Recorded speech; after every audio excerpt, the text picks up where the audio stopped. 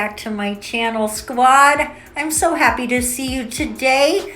These are the components that we are going to be using today in our Shabby Chic creation. When I looked up the Shabby Chic aesthetic, it's really like white and cream and pale pink.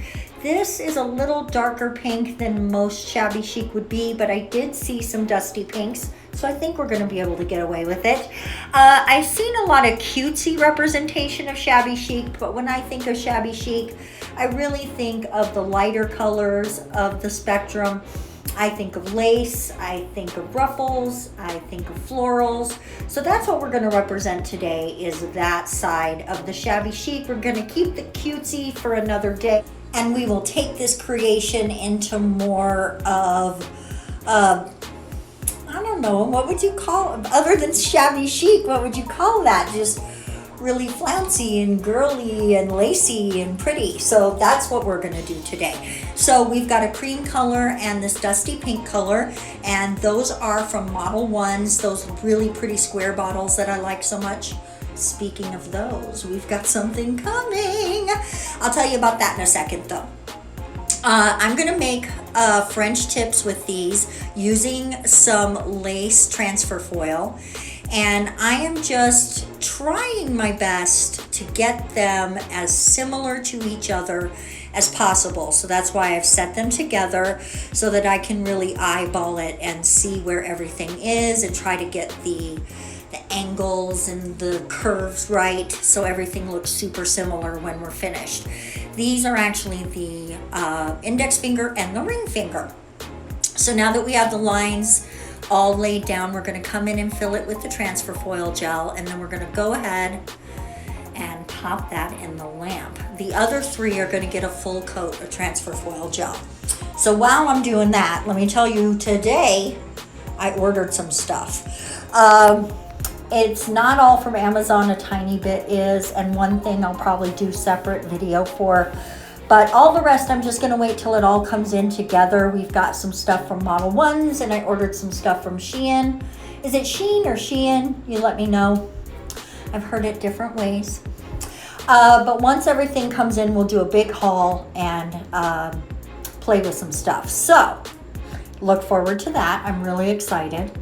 So now we're just about done here, and we're going to pop those in the lamp, and while they are curing, I am going to go ahead and just put this pretty lace transfer foil down.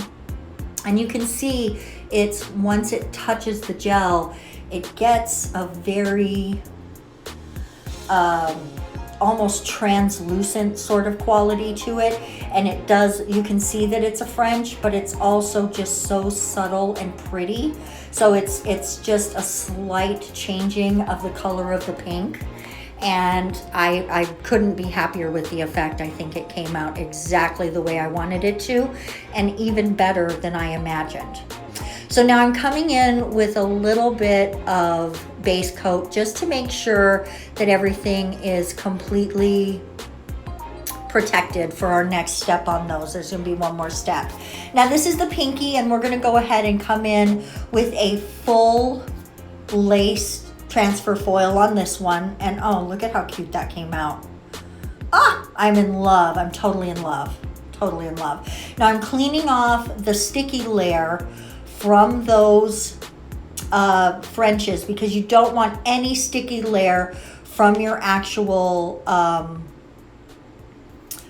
base coat. You want it to be very clean, so that when you come in to do this next step, which is putting these little flower transfers on, they're very, nothing will stick anywhere but where you want it to. So, and really I did cut them out, so it's, you could have been a little loosey-goosey with it, but I just like it to be nice and clean. It just really makes for a nice clean transfer. So now we've got those pretty little flowers, and now we're on the two cream colored nails. We're gonna take these awesome roses, and I'm just deciding, where's it gonna go? Where's it gonna go? And it goes right there. So we're just gonna lay it down, give it a nice rub, and then lift it up. And there's three little flowers hanging on the end there, and I'm gonna put those actually on the bottom. Now here's one thing I wanted to mention. A couple of places the transfer wasn't perfect. There would be a crack or something, and at first I worried about that. And then I realized, no, it's Shabby Chic. This is the Shabby in the Chic. It's perfectly matching the aesthetic.